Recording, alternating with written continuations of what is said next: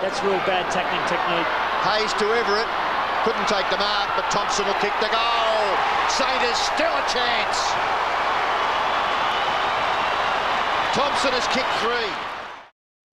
Well, our latest guest on the program certainly made the most of his career with the Saints. So came along as a relatively late maturer, drafted at about 24 years of age, and would only miss about 7 games of football in his first 6 seasons. Would play over 200 games for the club, would win a best and fairest, and was a part of that nearly all-conquering grand final team of 1997. Has been involved in the club for a long time in a board capacity. I speak of Andrew Thompson. And Andrew, thanks for joining us. G'day, Darren. Yeah, nice to be here. Yep. Starting off with that journey, obviously you'd be overlooked in a few drafts and obviously get a couple of look-ins, but it wasn't until the 96 draft where you were taken, I think, in the 60, 63 or thereabouts. In terms of your career and the knockbacks along the way, was there a constant theme of feedback that you're getting saying, well, this is the reason why perhaps you're not getting drafted, or what do you think was the reason that it took that long? Because you certainly settled in very quickly when you got there. Yeah, it was a bit of a strange journey. I suppose I had that when I was growing up. I was quite good in the underage years, just playing for school. But when I got to year 12, I was very immature and pretty small. My nickname was Minnie, and it was because I was about 5'4" in year 12. So I was playing a couple of games in the twos, and the chances of going from playing reserves at school to being drafted were pretty remote. So went overseas for a year, bought a combi van, travelled around Europe, did all those types of things, and then came back and was playing in the amateurs, the old Melburnians, and started playing some decent footy as I got a bit older. Went down to St Kilda at the end of '93, did a pre-season down there, and Stan Owls had just become coach. Sort of did okay in the pre-season, but basically at the end of January they said, see you later, not required. So I went back to the amateurs, another year down there. I ended up playing 4 games for St Kilda in the twos. I remember the first game I was playing against Melbourne.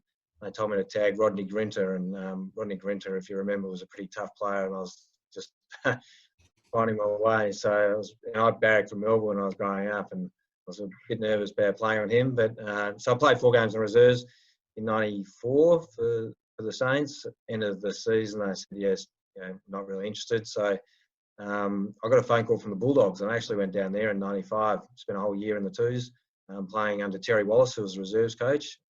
Alan Joyce was the senior coach there, and got to the end of that year, and actually had a good year. I came second in the best and fairest in the reserves, and that was before it was a sup list time, so you couldn't actually go on and play senior footy at any stage during the year. And Alan Joyce actually said to me about round 13, if you're eligible, we'd pick you this week. So I got to the end of the year, and they basically said, you had a great year, but we think you'll always be a good twos player and never play senior footy. So back to the old Melburnians, played about 6 games in, 1996 with them. And then Johnny Beveridge rang me back up and said, look, got a few injuries. I know you're 23. We'd like you to just come down and play some twos footy. Very unlikely to get drafted, but we'll just see how you go. So went back down there and playing midfield, down the forward line. I was working at the time, so I was only getting down there to train every now and again. But playing good footy on the weekends. And I remember the morning of the draft, Johnny Beveridge rang me up and said, look, you're not out of the equation. I said, well, that doesn't sound all that promising. So anyway, they ended up picking me pick 64. But it was never, or 62, I can't remember exactly the number. But it was never one thing. I think the kicking was probably something that clubs would put off a little bit with. But I had a good work ethic and eventually got my chance. So that whole being drafted at a later age, we've seen quite a few players that have come on at that later stage and basically fit straight into a team. At the moment, we've got Cal Wilkie down there who was drafted as an older player. And is there a bit more determination when you are that bit older to prove yourself that you should be playing, that you've been overlooked previously and you shouldn't have been overlooked? And does it spur you on a little bit more? Well, I think you realise that if you don't do everything right, you'll probably be out the door pretty quickly. My first meeting with Stan Owls was pretty interesting because he said to me, "You're the worst player on our list." So it's not about now that you've been drafted, you've made it. This is the start of the journey. So it was actually something that I always remembered because I walked away from that initial meeting saying, "Well, if I I'm going to have to work damn hard to get a chance of playing senior footy. And I ended up playing round 1 in 1997, got dropped straight away, and then eventually got back, I think, round 4. And from then on, managed to play a few games in a row. That 96 draft was pretty good for us. I think we got Maxie Hutchinson in the first round, and yourself a couple of rounds later, a couple of 200-game players for us in that draft. But what was it like for you guys walking in and seeing, in the locker room, in the gym, you've got Robert Harvey and Nathan Burke, Nicky Winmar, Stuart Lowe, those sorts of guys. What was it like walking into that club at that time? Well, it's kind of interesting for me because I'd spent a bit of time down there previously. So I remember the first time I walked in, after Johnny Beveridge had originally run me up in 93, and seeing Lowy and Spud and those guys standing around the gym, and I just looking at the size of these guys, and I think I grabbed the bench press and sort of tried to do my first one, and it got pinned to my chest, and someone had to come. I think actually Trevor Poole was doing a pre-season. I don't remember him. He was playing for Geelong previously. He was doing a pre-season. He had to come and lift it off my chest and say, maybe just start with a bit of a lighter weight there, buddy. But those guys, they were just all tremendous players, and fortunate enough to play with them for quite a few years after initially meeting them. But to see, the thing that just stands out is just see their work ethic, and Harves was outstanding in that area, and you always wanted to try and keep up with him and try and beat him in anything that you could, any event that you came up against him in. But they're all just fantastic people once you got to meet them and spend a bit of time with them. One of the loudest roars I ever heard as a kid was when you kicked the first goal of the preliminary final in 97, the quick snap out of the pack. And obviously for all the Saints fans, that was sort of, I guess, the closest they'd come in a very, very long time to experiencing that ultimate success. In that early stages of your career, you spent a lot of time sort of floating forward and sort of pushing up through the middle, and then eventually you became a bona fide out-and-out midfielder. Can you sort of explain that transition, sort of how you eventually developed your role to being a full-time on-baller? Yeah, well, I certainly remember that game. It was one of my favourite games of my career. It was running out on the MCG, 97, prelim final, and it was one of those things where I reckon of the 87,000 people there, 80,000 or probably 60,000 seemed to be St Kilda supporters. 78,000. We got off to a bit of a run. Jason Heatley. Yeah, was that how many were there? Yeah.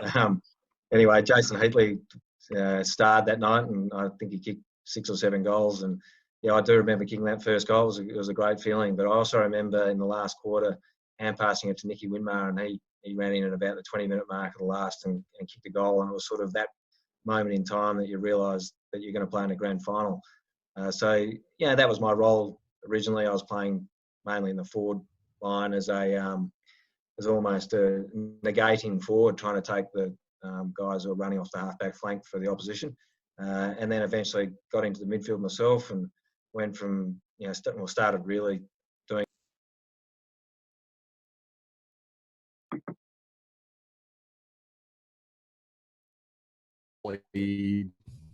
In the start of the season, 1-4. Yeah.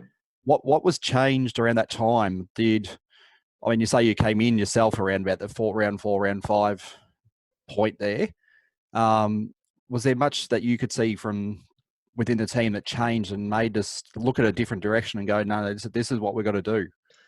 Well, it was a pretty interesting meeting we had with Stan Alves after round 4 or round 5. And the team wasn't travelling too well, and Stan basically got us all together and said, if you want me out of here, I'll leave. You guys need to have a bit of time to think about it, and whatever you decide to do, I'm either in or I'm out. And he actually went on to say that he'd had some bigger issues in his life, and catching footy and losing games of footy wasn't the hardest thing that he's ever had to cope with. And he left the room, and Nicky Winmar was one of the guys that stood up and said, this is ridiculous. It's not about the coach. It's about us getting together and believing in our abilities. And Lowy obviously had a fair bit to say, and Berkey and Harves as well. And it was really from that point in time when Stan offered to walk away that everything started clicking, and we started playing some good footy, got on a bit of a roll. Yeah, and we did have a pretty good side. Yeah, you think about the blokes in the midfield and Nossie Jones, who was playing unbelievable footy, and Pecco and Youngie and Heaters, who I think kicked it around about 80% that year in terms of his goal kicking. So we and of course you got the Fab Four in Cuz, Harves, Berkey and Lowy. So we had the cattle. We just fell over at the last hurdle on a day where Adelaide played better footy than us. So we've asked a few of your contemporaries from that team about that day, and without bringing up too many kind of raw memories and wounds, what do you remember about that day? Well, I remember the build-up. The build-up was quite extraordinary, and Stan had that thing where he did the haka and in the lead-up to the match, and but it was all part of the build-up, and we had huge crowds at training, which was obviously very exciting, and the grand final parade. And I was playing my first year of footy, so I think it was my 22nd or 23rd match, so it was all just a great experience. And you get out on grand final day, and the reality was once the game had started, it just really felt like another game of football to me. It was just go and play your role, and the crowd was there, but it didn't really seem to have that big an impact once the game started. I was tagging Darren Jarman for pretty much up until the 20-minute mark of the third quarter, and the runner, he went forward and the runner came out and said, "Don't go with him." And I thank Christ I didn't have to go with him, because it could have been the end of my career. But he ended up kicking 6 goals from that point in time, and really was the difference. And you look at the matchups and whether or not that was part of it. But the reality was they had Andrew McLeod coming off the halfback flank playing pretty well, and Shane Ellis kicked 4 or 5 goals. And I don't think he'd ever really started forward before in his career. So everything seemed to go right for them, and we had a few issues with Spider doing his collarbone before the match, and Lowy had a couple of personal issues that he had to deal with, and Nicky Winmar's father died in the week leading up to the grand final. So look, there's a few things that didn't go our way, but we didn't get it done when it needed to be done at the same time. As much as it might have been a risky move, in hindsight, I wouldn't have minded you going back and having a crack if we could go back in time and just see if it might have gone a little bit differently had you have followed him into defence. But they often say when young players, like a kid in their first or second year, plays in a grand final and they lose, there's the assumption in that player's head, "Oh, we're a good side, we'll be back again. This is just playing footy." You were a mature recruit. At the end of the grand final, did you have that belief, "Oh, we're a strong enough side, we'll be back again"? Or I guess with your wiseness or experience, you thought, "Well, geez, these are pretty hard to win, and we've really missed an opportunity there"? No, unfortunately, it was very much the former for me. I thought we'll be here next year, we'll get another chance. And look, I think most players have that optimistic view. So coming out of a granny and after playing such good footy during the year, and Joel Smith doing his knee and a couple of other injuries as well, we thought we get everything going our way, we're a really good chance to win one the following year. And I think we were top of the ladder after around 14 or 15, and then things just started to fall apart a little bit. And at the end of that year, Stan left, so you realise 10 years down the track or 11 years down the track that they're damn hard to get to start with, and even harder to win. So we've seen that in 2009 and 2010 as well. The guys had unbelievably great seasons, but just couldn't get over the line when it mattered. Now, team-wise, they were great seasons, but personally, 1999, Channel 7 Player of the Year. How did you get it over to the likes of Crawford and Lloyd, Carey, all them? What did you do that won the award? I don't know. I didn't do enough to get the umpires' votes, obviously, but it was one of those things. I did keep an eye on it as we got later in the year, and I saw that I was very close. And I suppose it was round 22, we played against West Coast over there. We couldn't make finals, and they really needed to win to I think even get in the top 4. And it was Luke Beveridge's last game, and he made the most extraordinary speech before he left, and to go out on the ground. The emotion that he was able to bring out of all the players there, talking about what it means to play AFL footy. And I just went out that day, and I knew that I was 2 votes behind Shane Crawford to win the Channel 7 Player of the Year. And 20 grand back then seemed like a lot of money. So I think it was more about Luke in his last game, and the fact that he just so inspiring when we left the change rooms. And I just had one of those games where the ball kept falling in my lap. So I managed to get the 3 votes from the commentators, and I then listened to as much as I could the radio of Shane Crawford playing the next day at Waverley to see if he was getting too many touches, and I think he finished with not enough of the footy. So I managed to get the 3 votes and collect the novelty check from Channel 7, which I was living with a few mates in Richmond. We had it up on the wall there for a little while, but it was a good year. And funny, I think I came 4th in the St Kilda Best and Fairest that year, so I was a fair way behind some of the other guys that got into the coaches. But it's just, probably, I think I was, what would I have been, 27, 28, and it's a good time to be, maybe I was a little bit younger, 26, but regardless, it's a good time of your career. You feel really strong and fit, and probably, felt that I'd understood the game a little bit better and where my place in the team was. So, that year was a bit of fun. Speaking of the passion to play footy and individual awards, the next year you actually won the St Kilda Best and Fairest. What does that mean to you to forever be a Trevor Barker medalist at the St Kilda Footy Club? Yeah, look, it's not something I thought about much during my career, but it is very nice to have that now that you're finished and you look back. And I think the only thing I'd say was I won it in a year where the team won 2 matches for the year, so it was a pretty average year of footy. But nonetheless, it is nice to show the kids, and not that they tend to care so much about those types of things. But I didn't really ever get to spend much time with Trevor, but I did spend a bit of time with his parents, and they're outstanding people, and obviously he had such an incredible impact on this football club. So to have a trophy in the back room and named after Trevor sitting there, it does mean more now that I've finished than probably it did at the time. Just a comment on those coaches. So you won a Best and Fairest under Tim Watson. Obviously, you started under Stan. We had the brief stint under Malcolm the following year in 2001, and then Grant Thomas coached you through until your second last year, and then obviously you had Ross. But I guess just a word on the impact of your coaches over the journey. Yeah, well, I think they all played a role. Stan had a very big impact on me because I thought he was a great motivator.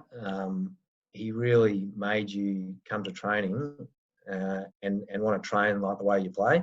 So I remember him making Nicky Widmer run 10 laps around the oval because he missed a kick, and Nicky was one of the best kicks in the team, and I was probably one of the worst. So I just hand passed a lot that session. But he was really intense person.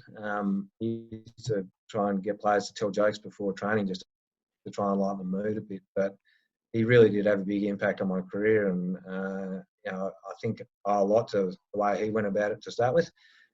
And Tim gave me the freedom to play in the midfield, and I probably played my best footy under Tim. I think he was a sensational person. I really enjoyed spending time with him, and I think he was had a good footy brain. He probably just didn't have the courage of his own philosophies, and he had a lot of people when things didn't go as well as they perhaps were going early in the season. They started tailing off a little bit in the middle of the season, and then got worse from there. He probably was listening, in my view, he was listening to a lot of different opinions, and the way we were playing early in his coaching career, he probably should have just stuck with that and believed in it. Malcolm wasn't there for very long. I still got more stories about Malcolm Blight than probably any of the other coaches, because it was just fascinating to see the way he went about doing things. And then Grant was just he had an incredible ability to motivate a team. He'd make players almost run the proverbial brick wall for him, but he just had an amazing ability to bring the whole team together and want to spend time with each other. And he was the coach who introduced those overseas trips, and I think we got a lot out of that. But even just going to his house and having the barbecues that he used to put on almost on a weekly basis, and getting the guys to spend time and appreciate each other. It didn't mean you had to be best mates with the other players, but at least you could actually go and have a barbecue with them, enjoy each other's company.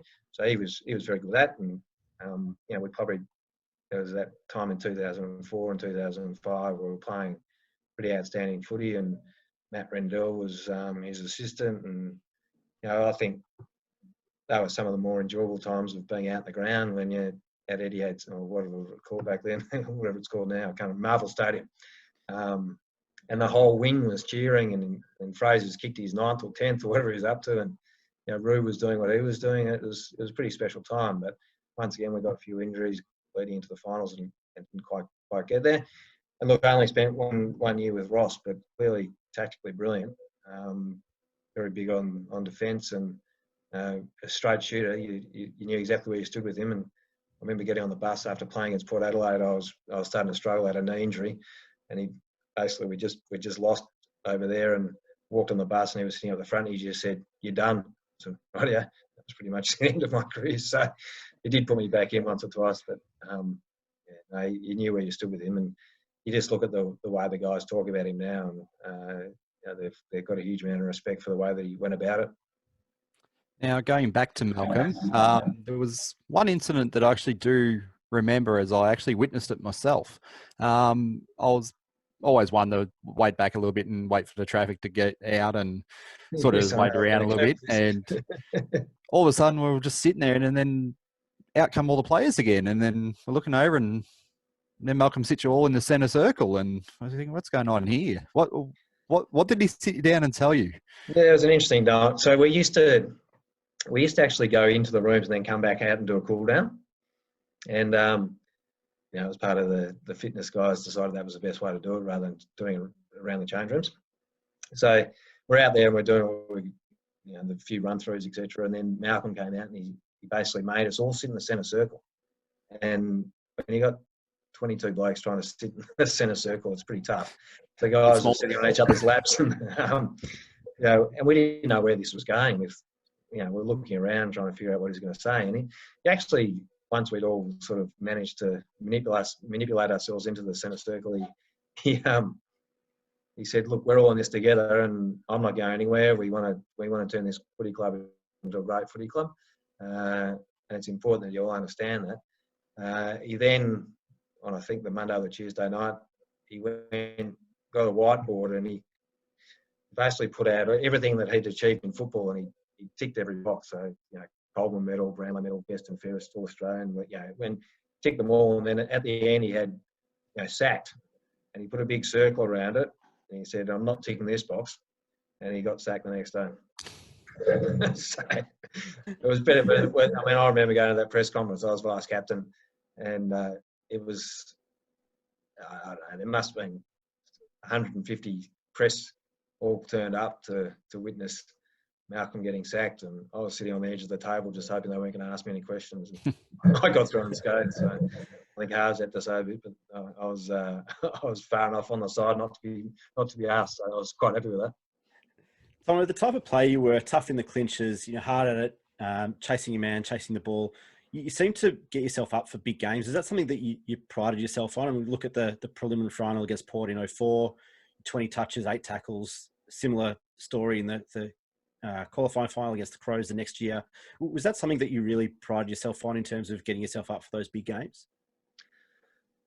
The excitement of playing in big games was probably just did it naturally. I just had a great desire to try and play well every week, and I know that's not always going to be the case, but I kind of felt that if I wasn't getting enough of the footy, at least I could tackle and try and do a bit in that regard. And I also knew my limitations, and I think that's one thing that players are getting better at understanding these days. But if I could get the ball out to an Aussie Jones or someone who used the ball really well, then that was going to be more beneficial to the team than me trying to take on a couple of opposition players and have a bounce, because that wasn't going to help anyone. So, but the big games were exciting, and those two games you mentioned, playing both at Football Park in Adelaide, it was just so loud. And the Port Adelaide game in particular, when it was a prelim final, winner goes into the granny, and we had our chances. Fraser kicked his hundreds, and the crowd came on, lost a bit of momentum, and there's always excuses. But at the end, Port Adelaide were a very good side as well. But I remember yelling at halves, and he was probably 7 or 8 feet away, and he couldn't hear me because it was just so loud. But you do play footy to try and celebrate those big games with your teammates, and if you can contribute, then obviously that makes it more satisfying. But it still is a bit hollow that you play 11 years and you look at all those players that come in and win a grand final, and they're premiership players, and I know it's a unique thing about the St Kilda Football Club, but pretty ready for it to finish now. And be looking forward to seeing this team and see how they go.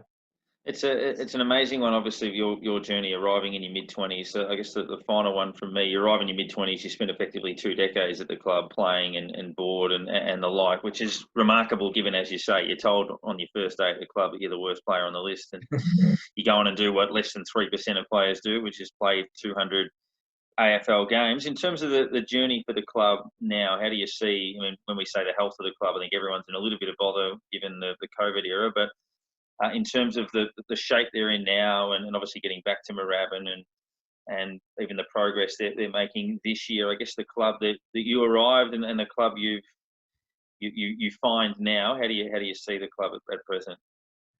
Oh, look, I'm incredibly excited about the players that they've got on the list. I think the job that the footy department did in the off season was just outstanding. You bring in 5 players of the quality that you've got. It does remind me a little bit of 2001 or 2000 when Malcolm Blight came in, and we also got Fraser and Aaron Hamill. And you bring in 2 guys like that, and it just brings the whole team up.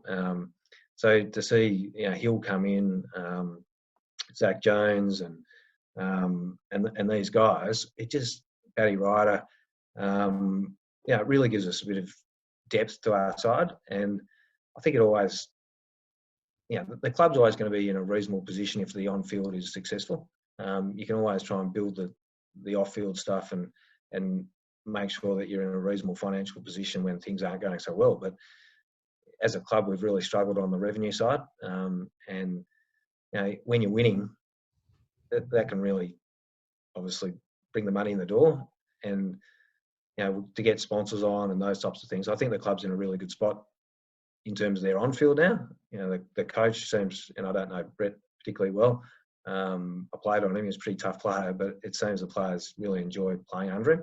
So there seems like there's a good spirit amongst the players, and the young guys are coming through, and you look at Hunter Clark and Gresh and those guys, it really gives us a lot of confidence about the list that's there, and obviously Max, who's young, Max King. But I was in a meeting when we were talking about who we're going to draft in that 2018 draft, and we knew he had a bad knee, but to see the stuff that he can do, even though it's only glimpses of it at the moment, you can build a team around players like that. So that's what gives me confidence. I feel clearly I've been off the board for a couple of years, so I'm not as close to it as I was, but clearly we've got to get the finances under control. I think Andrew Bassett's stepped in as president. He's doing a great job. I've been a huge fan of Matt Finnis for a long time. So getting back to Seaford's just, it's the thing that's, getting back to Moorabbin from Seaford is the thing that's, I think, going to give this club a lot of strength for a long period of time. So I'm really excited about watching it, even though we can't go there at the moment. To see the guys actually have the skills to hit players wearing the same colour jumper as them and kick goals rather than points, it's exciting. So I think we're in a good spot. Now, we haven't asked many of the guys we've had on recently this sort of question, but you were at the club at the peak of the likes of Milne and Bakes and Spider, going back a little bit further, that known as a bit of pranksters around the club and that sort of thing. Did you fall victim to them at any point with anything good, or? Well, I was actually I was fortunate enough to be the host of Saints TV, which is probably not going to be one of the highest rating things on YouTube these days, but we did do this thing which is called Saints Scared, and Milne and Bakes were the 2 guys who were the participants, and I was just the host. So they used to do the most ridiculous stunts that you've ever seen, including going to the physio room and putting the TINS machine, which is a machine which puts electric current through your body to try and help stimulate recovery, and they're putting it in some reasonably sensitive areas and turning it up as high as they could to see you could stomach the pain for as long as possible, and it was all on film. So the fact that I was assisting them probably meant that I didn't have to suffer for any of their pranks that they do around the club on a day-to-day basis. But yeah, they're the characters that you love having around a footy club. And Spider, I speak to on the odd occasion, and I know he's up in Queensland now hosting breakfast radio. But he was an unbelievably great ruckman, and to be able to sit there at centre bounce, he'd be singing the opposition theme song as the ball was being bounced and then flipping over his head as Harves would be running past. And we used to have this thing called the Harvey ball, where it looked like he was going to hit it one way and then he'd flip it back the other way. And he was just so talented. And then he could go forward. I remember he kicked 9 goals, I think, down at Geelong. And so they're the guys that you love having around a footy club. And Bakes and Milne are obviously part of that as well. Tomo, one more from me. Obviously, you were there as a player with GT and Rod Butters as president, and then obviously on the board a little bit later on. What are your memories of that later period with the other Tomo and Butters, and how that relationship might have had an impact on the playing group toward the later stages of your career? In terms of negative impact, you're talking about? Yeah.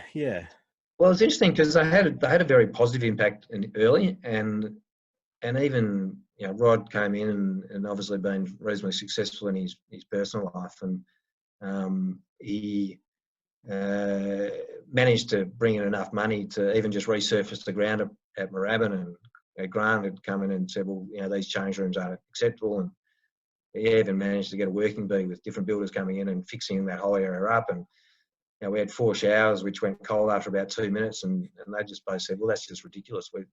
Even just something as simple as getting continuous hot water systems on the showers was, to us at the time, just felt like a complete luxury. So they had a very positive impact then, and then obviously later on there was a falling out between Grant and Rod. Look, the players probably didn't have a huge amount of understanding what was going on. I think there was a fair bit of surprise when Grant eventually got sacked, because I think we even played finals that year, lost to Melbourne in the first final. So he'd taken us to a couple of prelims, and for whatever reason the board had decided that they needed to bring in someone else who potentially could take us to that next level.